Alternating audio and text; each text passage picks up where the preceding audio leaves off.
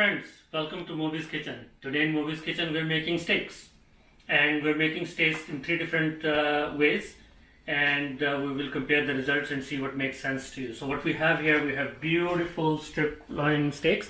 It's also called New York strip. It has nice marbling, beautiful texture. We don't need a whole bunch of stuff for a good steak. We have our black pepper that we'll crush. We'll use our salt, black pepper and salt for seasoning. We'll also use garlics. We'll crush it. We'll just take a garlic and garlic piece and then just crush it with the chef knife and just leave it there for cooking. And we also have some sprigs of rosemary that we'll be using. The idea is that we will cook one of them in a conventional way. We will use oven and pan to finish it off, and we will use the other two in sous vide. We will cook them in sous vide approximately for an hour, and I'll explain all the temperatures and everything in a few minutes. And then we'll finish them off, one in the air fryer and one in regularly in a pan. So that's the idea today. So seasoning the steaks is very simple. All you need to do is you use two hands technique. What you do is you use this for handling the steaks and the other hand for putting the seasoning on. So I'll use my right hand for the seasoning, and I'll just season it lightly. When you are cooking steaks in sous vide, every grain of salt that you have will be utilized during the process of cooking. But the one we are cooking in the pan will slightly season it a little bit more heavily. Another trick for seasoning is if you season your steaks a little bit like this from the top rather than going too close to the food that you're trying to season, it works out better. And we'll follow with a little bit of fresh ground black peppers. Again, seasoning the third one a little bit more heavily because some of the seasoning will be burnt in our oven and pan cooking process. Now I'll use my other hand to gently turn them over without dropping too much seasoning, and again use my seasoning hand to season them again, seasoning gently the first two, and the third one I'll season a little bit more. As I said, some of the seasoning will be burnt as part of the cooking process.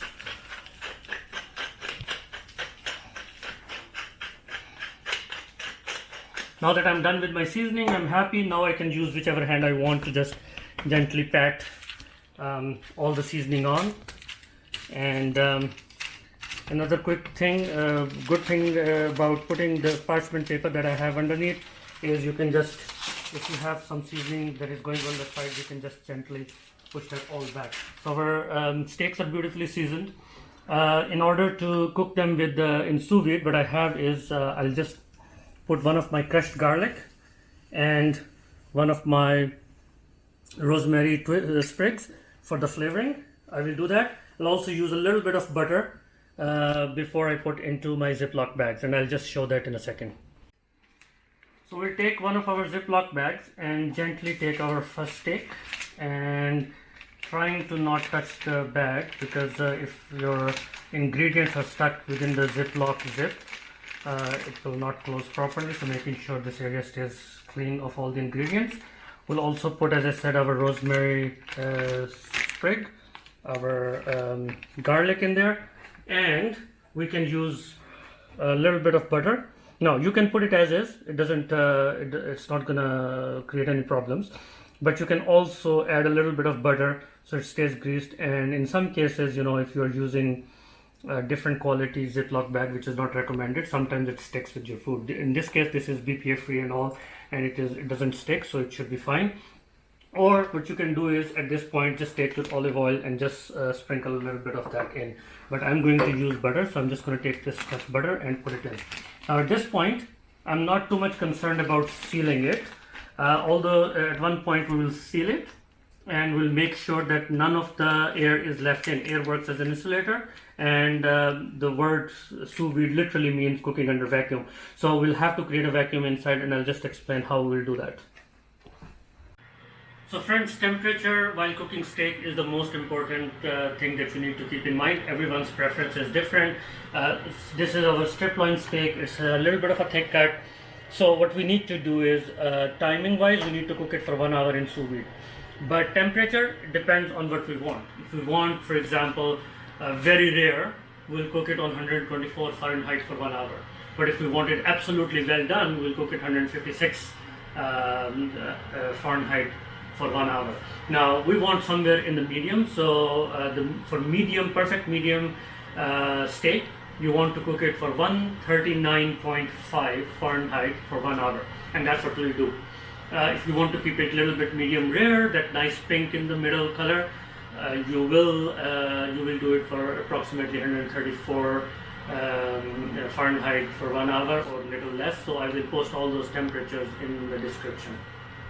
So while our sous vide is coming up to temperature, we will start preparing our ingredients for the sauce that we will prepare, pan sauce, after our steaks are cooked. So I have one shallot and I have 3 mini bella mushrooms here. So we'll just go very quickly and chop our shallots really fine.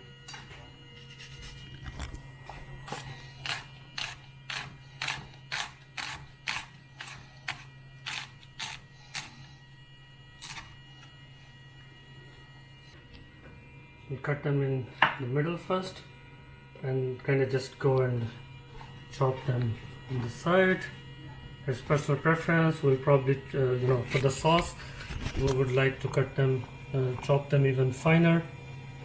So if you want to chop them even finer, you just go and give one more pass like this, and then the second pass like this, and they are good to go. It's a rough chop that you can use for the sauce, and we'll repeat the same with the rest of the mushrooms. So we are very close to the temperature on our sous vide. So I thought I'll just let you know how to take the, we'll try to squeeze as much air out of it, but in order to get maximum air out of it, you just leave it a little bit of it open, and then you can gently lower it into your sous vide machine. And I'm just going to do it through this slot here, and water will push most of that air out, and that will be a perfect opportunity for you to just close it, and then here I can just clip it and take it from there. So it will freely float inside the water bath from this point on. Now, just a quick note about sous vide. If you don't know how it all works, please see my yogurt video. I have a little bit of explanation there, or let me know. I can do a video on explaining how sous vide it all works. So you can use any pan. So this device can be hooked up into your regular pot. So you can fill a pot and put this device on. You don't need this tub separately, but it is definitely helpful. Again, this grill here is very helpful. So you can hang multiple steaks at the same time, or multiple food items, or you can hang them with the side. But it's better in the middle because water circulates properly, gives it more even cooking. So I'll do the same thing here again. I'll leave it a little bit further from the previous one. I'll just hang it over here. See how water gradually pushes all the air out, and then I just go and seal it. Watch out at this temperature, around 137 degrees already. It can be pretty hot, it can burn you, so be very careful while you are working with this. So I have lowered my meat. I know that I have a little bit of extra time that it can take, and when you put your steaks in, the temperature goes down and then comes up as again. So we have put that in here. Now I have something else here.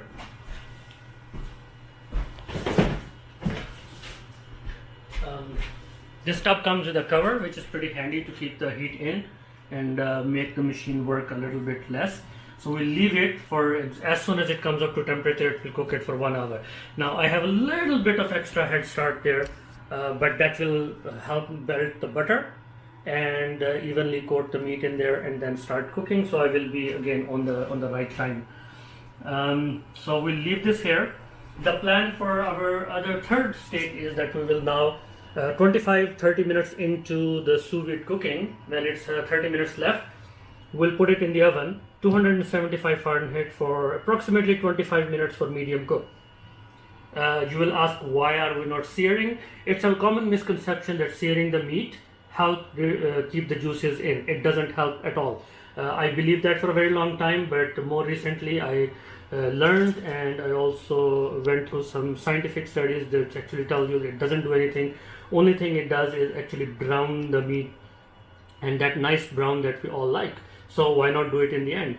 Now I will be doing it on the roast setting here, which is a little bit at the bottom. I'm not going to do it in the middle. I want it to properly cook. I'm not broiling it. Broil method is a little bit different. We can do broil steak as well in future, but this one we will cook in the oven for 25 minutes approximately, and then we'll finish it in the oven. So I will start heating this oven as soon as we have 25 minutes left on the sous vide, so all of them come out together and then we can compare them. So our oven is preheating. We will not cook our steak all the way in the oven. As you know, we'll finish it in the pan later on. One quick thing, when you are not cooking sous vide and you don't have exact control over temperature, although we're going to set it on 275 for 25 minutes, which should be a pretty good thing, but each steak is different, each cow is different, so you have to make sure that you do a little bit of test. So if you are going with rare, this is the texture that you want to have. So you join your index finger and your thumb, and this is the texture that you're looking for in the steak. So you just push down on the steak and get that. Our oven is ready, so we'll put it in there. This is your medium, this is your medium well, and this is your well done. You see how tough it starts getting. So that's just a quick trick. So we'll put it in the oven. As you can see, I have lined my pan with foil and put my steak in a small wire rack. That just to make sure that it gets heat from all the sides. So our steak has been cooking for 25 minutes on 275 degrees.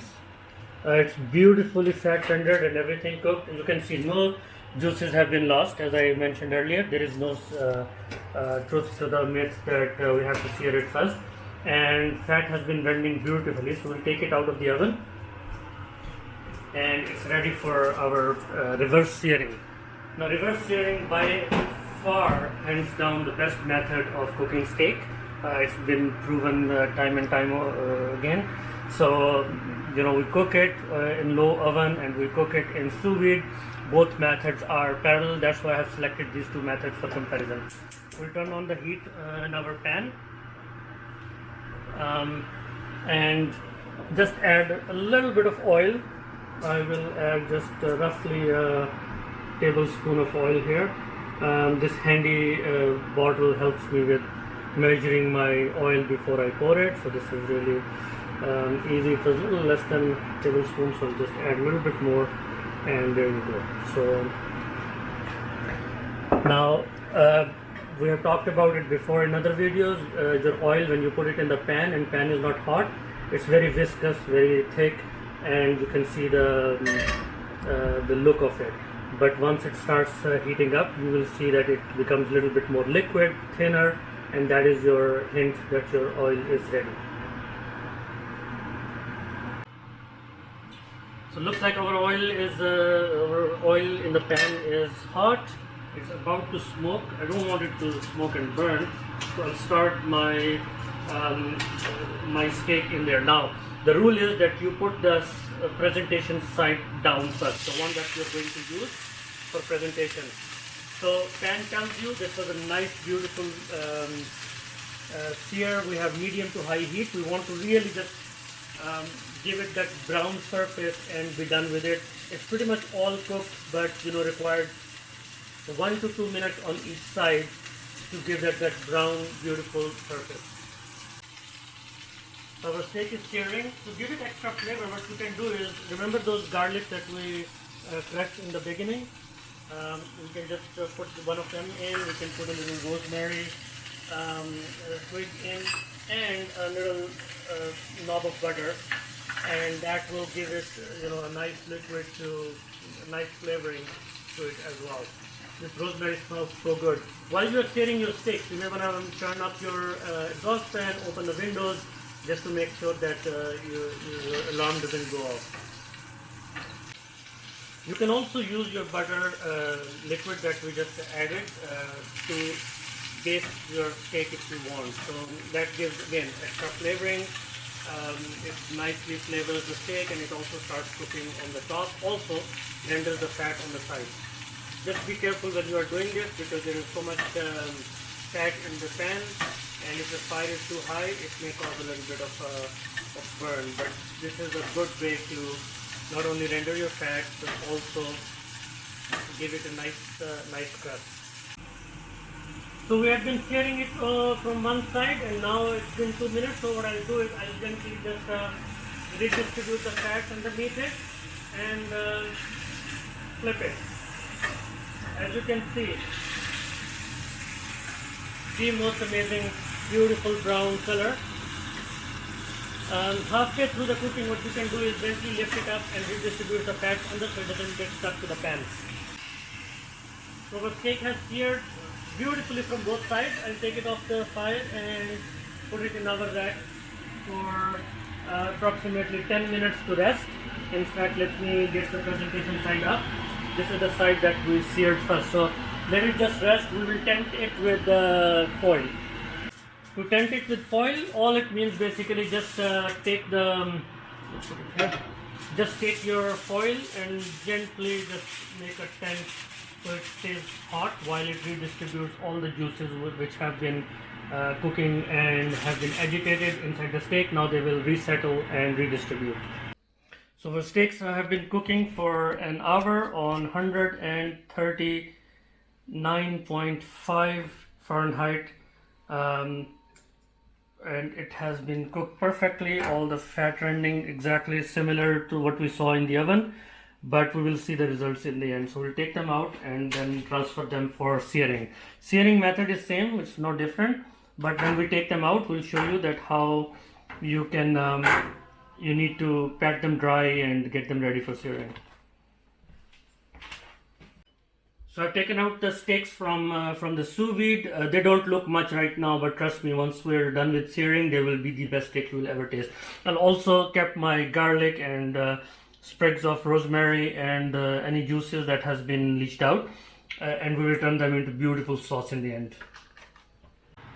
As you can see, I've drained all the fat from my pan, so we're going to make a very delicious sauce. So I have actually retained all the juices and our beautiful roasted garlics and rosemary and everything. Nothing will go to waste, and we'll see how it all works out. So what we're going to do is we're going to start with high heat and high to medium, and we're going to add our mushrooms first. We really want them to toast and release all the liquid and get beautiful brown.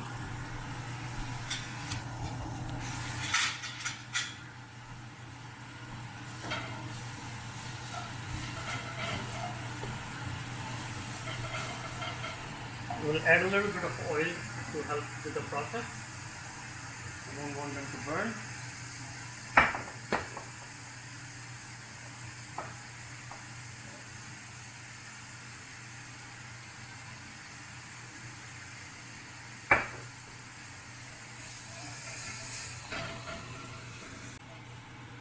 So we are cooking these mushrooms. You see how they are going down in size and releasing all their moisture. We really want them to become really toasty and nice brown. So it's almost getting there, and now we will add maybe 30 seconds more, and then we'll add our shallots. So our shallots are becoming nice and tender in the sauce. We don't want to brown them overly, but just have a nice brownish golden color.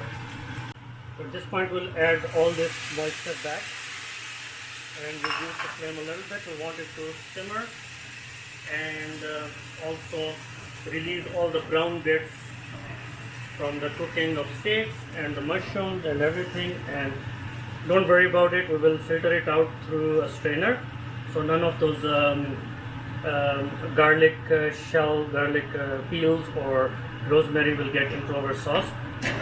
At this point you can add a little bit more water, or you can add stock for more flavor. I don't have any stock available, so I'm just going to add a little bit more water, let it simmer for a while, and then let it thicken, and after that we will strain it.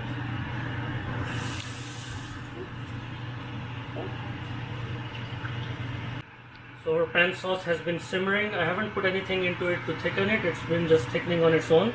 And without getting too technical, here is your way of checking whether your sauce is getting a little bit thick. You see how it is taking its time to close that gap. That's what is called nappe state of a sauce. So basically you're just going to see it in the pan. It's just for the, I'm just doing it casually, so it's not in any specific sauce. So this is something that I just like to do for my steaks. Just add mushroom, they add that earthy flavor to it, and then just whatever we used. So now we are going to just turn off the heat and strain to the fine strainer in my bowl. So as you can see, we have strained all the solid stuff out of the sauce, and I'm just trying to mash through and squeeze out any remaining liquid without getting any solids into the sauce. So our third steak has been air frying for almost 7 minutes on 480 degrees. We took it out 3 minutes early. We started with 10 minutes and it was doing really well, so we took it out. So you have to keep an eye. It's usually from 7 to 10 minutes. So friends, here we are. 3 different ways, same steak, same cut. So now we'll cut into it and then I will reveal which one is which.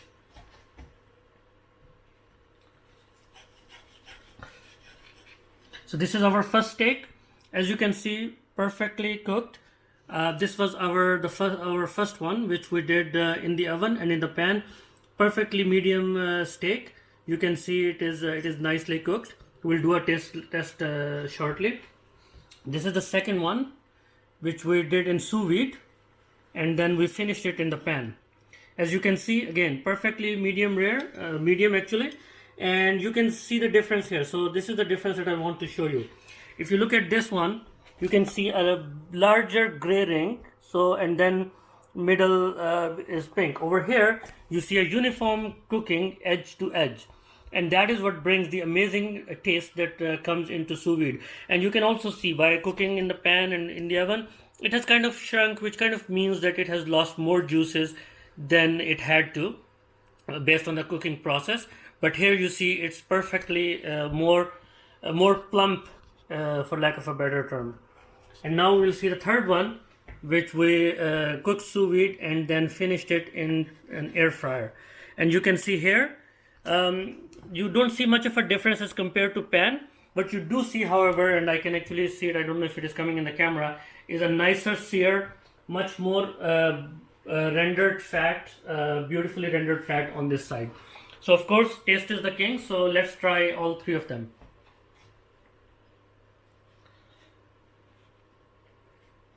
I love the fatty part, so let me just try that.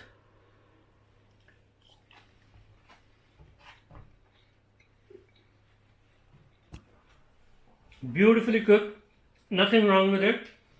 Amazing cook, very tender, no hint of any connective tissue or anything that is not fully cooked. Let's try the same part of the second steak.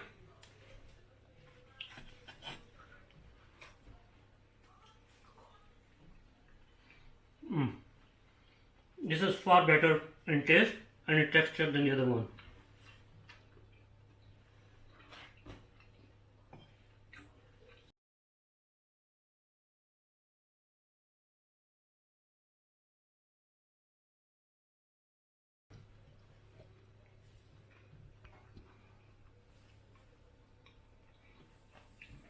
So this one, the fat is much more delicious as compared to the first 2. So this one definitely, nothing wrong with it. It is a perfectly good steak. You can, your friends would love it. But this just takes it to the next level. And then this one adds a little bit more to that level in terms of its rendering of fat and making it more delicious.